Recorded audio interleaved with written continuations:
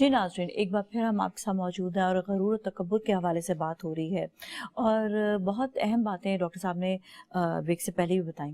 اب کچھ ہم غرور و تکبر کے حوالے سے نقصانات بھی جانیں گے کہ نقصانات کیا ہوتے ہیں۔ اکثر ہم نے دیکھا ہے کہ دوست احباب ارد گرد کے لوگ وہ کٹنا شروع ہو جاتے ہیں، وہ نہیں بات کرتے ان لوگوں سے جو غرور و تکبر کر رہے ہوتے ہیں، اور ان لوگ کا پتہ بھی چل جاتا ہے۔ جیسے انسان غرور میں آتا ہے وہ سمجھتا ہے کہ میں تو بہت بڑی چیز ہوں، یا میں تو بہت بڑا ایکٹر ہوں، یا میں بہت بڑا بزنس مین ہوں۔ اب وہ جب رویے صحیح نہیں رکھے گا تو آٹومیٹکلی لوگ کہیں گے بھائی ہمیں تو عام انسان چاہیے، ہر انسان ایک برابر ہے۔ یہ تو عہدے، ایجوکیشن، چیزیں، پیسہ، طاقت سب ختم ہونے والا ہے۔ رہے گا تو انسان کی اپنی ایک اچھا، اس کا انسانیت، اچھا مزاج۔ کل من علیہا فان ویبقى وجہ ربک ذو الجلال والاکرام۔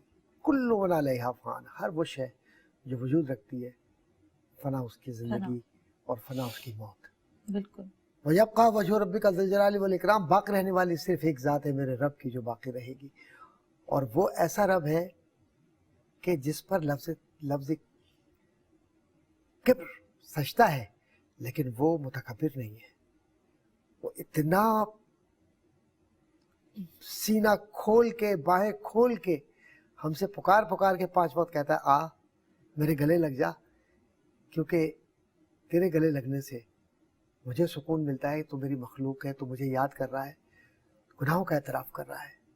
تو آسمانوں سے جب لبیک اللہم لبیک پڑھتے ہیں نا لوگ، تو آسمانوں سے صدا آتی ہے صادق، کہ جا تیرے اس التجا کو، تیری محبت کو ہم نے قبول کیا تو خوش نصیب بن گیا۔ تو جس میں تکبر ہوتا ہے تو یہ تکبر جیسے لکڑی آگ کو کھاتی ہے، ایسے ہی تکبر انسان کو کھا جاتا ہے، اور اس کا اپوزٹ انکساری ہے۔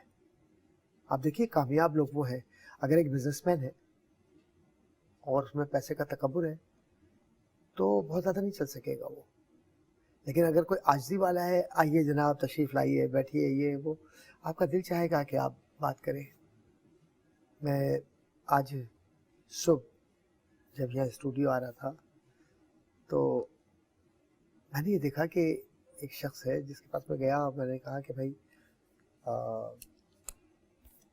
یہ بتاؤ کہ زندگی کیسی گزر رہی ہے۔ وہ بیٹھا ہوا پالش کر رہا تھا۔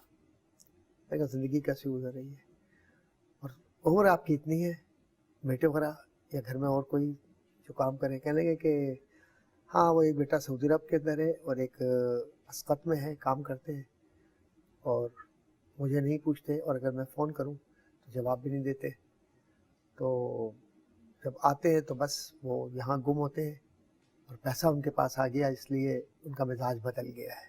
یہ تکبر کی قسم ہے۔ دوسرا یہ والدین کو نہیں، یعنی باپ کو نہیں پوچھے، اور دوسری طرف انکساری کا یہ عالم ہے کہ ایک صاحب اللہ نے بہت نوازا ان کو، لیکن آپ یقین جانیے میں نے انہیں ہمیشہ دسترخوان پر غریبوں کے ساتھ بیٹھے ہوئے دیکھا، اور کوئی ٹیلی ویژن پر یا میڈیا میں ان کی پبلسٹی نہیں ہے۔ اگر وہ چاہیں تو وہ گھنٹوں کے پروگرام خرید سکتے ہیں ٹیلی ویژن سے، اتنا اللہ نے انہیں عطا فرمایا۔ وہ کہتے ہیں یہ کرنے کے بجائے میں یہ پیسہ غریبوں اور یتیموں پہ لگا دوں گا زیادہ بہتر ہے، اور مجھے تو مٹی میں جانا، تو پھر ان کے ساتھ کیوں نہ بیٹھوں۔ تو جو لوگ اپنی مٹی سے رشتہ رکھتے ہیں نا وہ بڑے لوگ ہوتے ہیں، اور جو لوگ اپنا رشتہ مٹی سے توڑ لیتے ہیں پھر مٹی قبول نہیں کرتی انہیں۔ مٹیریلسٹک چیزوں کے پیچھے کہ وہ مٹیریلسٹک چیزیں ظاہری مٹیریل ہے نا، پھر وہ دکھانے کے لیے۔ دکھاوا اب آپ نے بھی ایکسپیرینس کیا ہوگا کہ ذرا سی شہرت ملی، دماغی توازن خراب ہو گیا، بہت زیادہ دیکھے، اور اتنا زیادہ کہ وہ پورا ہاتھ نہیں ملاتے، بات نہیں کرتے، سے اتنا ساتھ کھڑے ہو کر تصویر کھنچوانا۔ میں نے بعض سوشل میڈیا پر ایسے بڑے بڑے آرٹسٹوں کو یا بڑے بڑے لوگوں کو میں نے دیکھا جنہیں میں آئیڈیلائز کرتا تھا، بعد میں میں نے دعا کی کہ اللہ میری ملاقات کبھی نہ ہو ان سے تو اچھا ہے۔ میں نے دعا کی اللہ سے۔ تو یہ رویہ ہی ہے جو آپ کو ملنے پہ مجبور کرتا ہے، اور یہ رویہ ہی ہے جو کنارہ کشی کی طرف لے جاتا ہے۔ تو اب تکبر والے کا سب سے بڑا نقصان یہ ہے کہ اس کی عزت نہیں ہوتی، دوسری بات یہ ہے کہ اس کے قریب لوگ نہیں ہوتے، تیسرا یہ کہ وہ آئسولیشن میں چلا جاتا ہے، ذہنی مریض بن جاتا ہے۔ اور آپ یہ دیکھیں نا کہ جتنے بھی ایسے لوگ ہیں، چاہے وہ طاقت کے بلبوتے پر ہوں، چاہے وہ شہرت کے بلبوتے پر ہوں، چاہے وہ پیسے کے بلبوتے پر ہوں، کہیں نہ کہیں یا پھر تو اس کا وجود ہی نہیں رہتا یا وہ لوگوں میں نظر ہی نہیں آتے ہیں.